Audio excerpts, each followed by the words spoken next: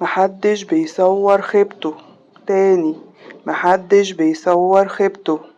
طبعا محدش بيصور خيبته، بس انا صورتها علشان ايه بقى؟ علشان تتعلموا مني وعلشان تعلموني. يعني انا عايزه اعرف الغلط كان فين، وكمان انتوا تتعلموا من غلطي. طبعا كان نفسي اقدم لكم بكاكين فلاحي او كوماج فلاحي او عيش السحور كما يجب ان يكون. لكن بصراحة اللي طلع معايا حاجة تانية خالص زي ما انتوا شايفين.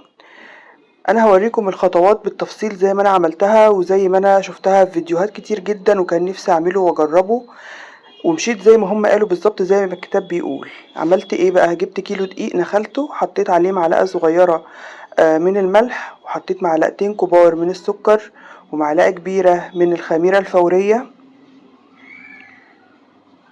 كله كده على الدقيق اهو. طبعا لو انتي مش ضامنة الخميرة بتاعتك اعمليها بره كده مع سكر مع مية دافية. هاخد نص معلقة صغيرة من البيكنج باودر.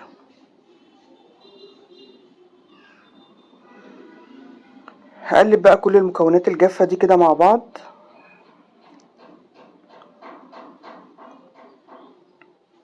هنزل عليهم كمان بمعلقة من الخل. طبعا السبب الاساسي اللي خلاني ان انا افكر ان انا اعمل البكاكين او الكوماج هو ان كان عندي لبن رايب. يعني جيت اغلي اللبن لقيته راب، فقلت طب فرصة بقى اعمل بيه حاجة كده ايه للبيت، عيش قرص كده. فشفت فيديوهات كتير جدا عملوا البكاكين ده، فقلت بصراحة نفسي اجربه قوي. بس من كتر ما انا بتفرج على فيديوهات قالوا ان هو ما بينفعش غير في الفرن الغاز اللي هو الفرن البلدي ده، او يعني فرن يكون بتاع بوتاجاز بيشتغل فوق وتحت مع بعض. انا بصراحة ما عنديش الاتنين، ما عنديش الفرن الغاز، وما عنديش الفرن بتاعي ما بيشتغلش فوق وتحت مع بعض، بيشتغل تحت الاول او فوق الاول، زي يعني هو زرار واحد وبيجي يمين او شمال حسب ما انت بتشغلي فوق او تحت. بس انا برضو قلت لا، انا هجازف وهعمله وان شاء الله هيطلع حلو وكل الكلام ده. طبعا انا بعجن بقى باللبن الرايب على حسب ما ياخد مني، خد حوالي كوبايتين ونص يعني. بعد كده نزلت عليهم بنص كوباية سمنة. بعد ما العجينة اتلمت معايا كده نزلت بالسمنة بقى، واشبع العجينة بالسمنة بتاعتي كده زي ما انتوا شايفين. حابة انك تحطي السمنة على زيت يبقى نص كوباية سمنة على زيت براحتك برضو، او زبدة على زيت براحتك برضو. انا حطيتها سمنة علشان تخلي كده ايه العجينة معايا طرية وتبقى ريحتها حلوة. عجنت بقى طبعا كويس جدا، وشربت العجينة بالسمنة وفضلت اعجن فيها كده والت فيها واعجن. هم قالوا كده زي ما شفت فيديوهات كتير جدا. انا قبل ما اكون حاجة بتعلمها او اكون حاجة مش عارفاها او ما عملتهاش قبل كده واتعلمها، بفضل اتفرج على فيديوهات كتير جدا جدا. يعني باخد بقى من دي افكار، بتأكد من المعلومة. بصوا يعني مش عايزة اقول لكم انا بقى يعني كأني بذاكر مادة وعايزة ألم كل معلوماتها. فأنا فعلا عملت كده، وعملت زي ما معظم الناس عملوا بالظبط، ومشيت على نفس الخطوات. وطبعا هسيب بقى العجينة دي ترتاح وتخمر. أهم حاجة هم قالوا إن العجينة تخمر 3 مراحل: بعد مرحلة العجن، بعد مرحلة التقطيع، بعد مرحلة الفرد. عملت زي ما هم قالوا بالظبط والله يعني، وانتوا هتشوفوا طبعا بنفسكم، بس هتقولولي بقى هو الغلط فعلا في الفرن ولا ايه. اهو بصوا انا عمالة اعجن وقلت في العجينة كده والمها واعجن. خدي وقتك كده في العجن واخدمي الحاجه بتاعتك علشان تطلع كويسه. بصراحه هي العجينه كويسه جدا وطعمها حلو قوي وريحتها كمان جميله جدا، لكن مشكلتها معايا انها ما قبتش ولا رغيف قب. طبعا ده اكيد مشكله الفرن. فيا ريت يا ريت يا ريت يعني الناس اللي بتعمل الكماج على طول واساتذه وخبراء فيه ينجزوني او ينقذوني ويعلموني الغلط فين، عشان برضو انا نفسي اعمله وهعمله. وانا لما بفضل ورا حاجه بفضل وراها لحد ما اعملها. فما تبخلوش عليا بمعلوماتكم. طبعا اللي بيعملوه وعملوه في فرن البوتاجاز كمان بالذات، يعني هي اكتر حاجة انا عايزة اعرفها هي التسوية. يعني بصوا عايزة اقول لكم انتوا هتشوفوا معايا، انا جربت اسوي في الفرن بكذا طريقة، وجربت اسوي على البوتاجاز من فوق، وفي الاخر خالص سويت في فرن الكهرباء اللي هو بيشتغل فوق وتحت مع بعض. بس طبعا مهما كان فرن الكهرباء مش زي الفرن الغاز خالص في درجة حرارته. بس هنقول الحمد لله، قدر الله ما شاء فعل، ولازم الواحد يعمل كده علشان يتعلم، والواحد ما بيتعلمش ببلاش. هي الحمد لله الحاجة ما باظتش يعني، مش هتترمي ولا حاجة، بس يعني نفسي تطلع زي ما انا بشوفها في الفيديوهات كده. طبعا بعد ما خلصت بقى عجن العجينة كلها حطيت بس كده نقطة زيت في الطبق، وعلى العجينة كده من فوق علشان اغطيها واسيبها في مكان دافي تخمر. دي اول مرحلة في الخمر بتاع العجينة. هغطيها كده بكيس وبعد كده هغطي بفوطة وادخلها الفرن وبشغل لها لمبة الفرن، العجينة بتخمر معايا على طول. طبعا بوريكم ان انا مستخدمتش ده كان كيلو لبن حليب راب، فاضل منه حوالي كوباية او كوباية وربع، كوباية ونص يعني، فاضل منه شوية دول. انا خدت لحد ما العجينة استكفت يعني. لكن لو انت هتعيريهم هتعيري حوالي كوبايتين ونص. ممكن تعجني طبعا بلبن او بلبن وحطي عليه كوباية زبادي، او لبن انت خمريه وحطي له معلقة خل. يعني زي ما تشوفي انت بقى المتوفر عندك. طبعا بعد ما العجينة خمرت جبتها كده وقطعتها حسب ما انت عايزة العيش بتاعك، وفردت كده صينية فيها رشة دقيق بسيطة، لاني مش عايزة العجينة تشرب تاني دقيق معايا، انا بس رشة كده علشان اعرف اخد العجينة من الصينية. وببتدي ان انا اكور العجينة كده زي ما انتم شايفين، وبخليها كلها سمك واحد علشان كلها تبقى سوا واحد طبعا. وكمان بقى ده حسب الرغبة، عايزة العيش يبقى كبير عايزاه يبقى صغير زي ما تحبي. دي كده انا باخد العجينة وبقطعها بين ايديا كده علشان تبقى القاع بتاعها مش متني ولا فيه زيادات ولا الكلام ده كله، يبقى متساوي. ولما اجي افرد العيش ما يبقاش مثلا مقطع من تحت او في اشكال كده من تحت، لا يبقى برضو مساوي. فالتقطيع ده مهم جدا.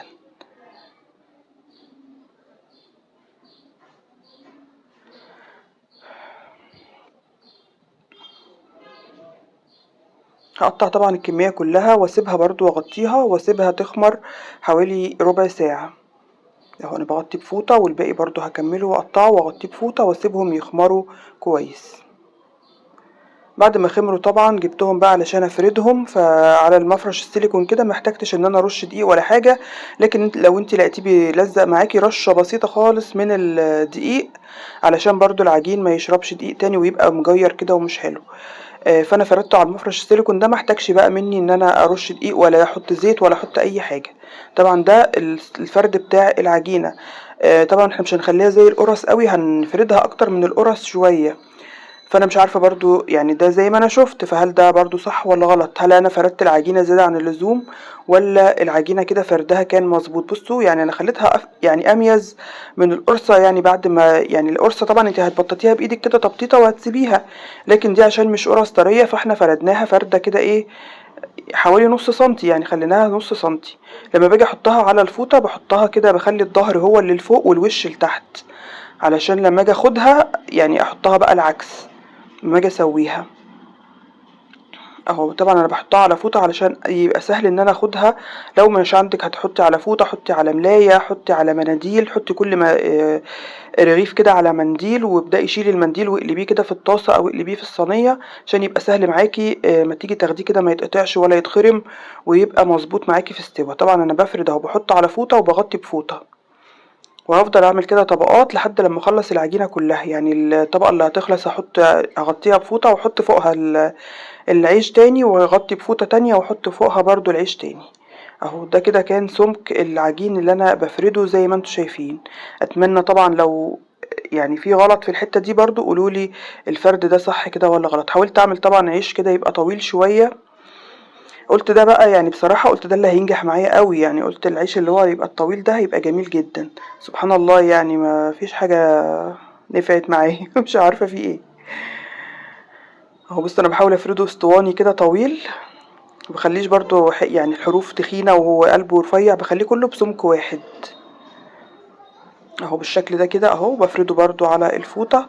او لما بلاقي بس الحروف بتاعته محتاجة انها تتفرد شوية بقلبه الناحية التانية وبفرد كمان فردة كده علشان يبقى الحروف مش تخينة، الحروف تبقى رفيعة. بس للأسف برضو في الحروف نشفت خالص، فهل ده برضو من الفرد ولا ايه؟ كان ممكن يعني لو كنت فردت يعني سمك اقل من كده كان ممكن العيش يقب معايا، مش عارفة والله. اهو بصوا بقولكم ان انا عملت طبقات اهو فوق بعض كده العجينه. طبعا انا سخنت الطاسه دي كويس جدا او الصينيه دي سخنتها في الفرن وسخنت الفرن كويس جدا، وجيت وهي سخنه كده على طول طلعتها وابتديت ان انا احط عليها ارغفه العيش، حتى لدرجه انها كانت بتعمل صوت كده اللي هي ايه اتشمعت كده على طول من تحت. قلت طب كويس دي حاجه كويسه. حطيت طبعا العيش وكان بيعمل تش كده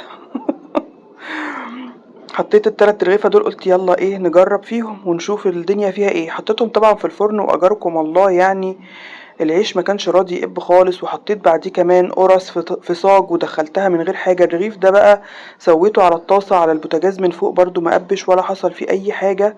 فدول كده كانوا تسوية الفرن. بصراحة ما فيش اي حاجة نفعت. جبت بقى الفرن الكهرباء شغلته وسخنته فوق وتحت. وبرضو الصاج بتاعه كان سخن جدا. وابتديت ان انا احط عليه العجينة او العيش يعني. ما كانش برضو بيقب ولا اي حاجة. شايفين طبعا هو واخد من تقليمة الصاج كده بتاع الفرن. وكنت برفعه فوق بقى تحت الشواية لما كان بياخد لون من تحت وارفعه بقى تحت الشواية انه يقب. مفيش يعني ما قبش خالص. فده اللي في الجنب ده اللي انا بوريهولكوا دلوقتي ده تسوية الفرن بتاع البوتاجاز. اما دول تسوية الفرن الكهرباء. هما دول اطرى شوية ويعني حلوين كده يعني غير بتوع البوتاجاز خالص. نشفوا نشفان رهيب مش عارفة ليه مع اني محطتش زيت اهو ولا اي حاجة.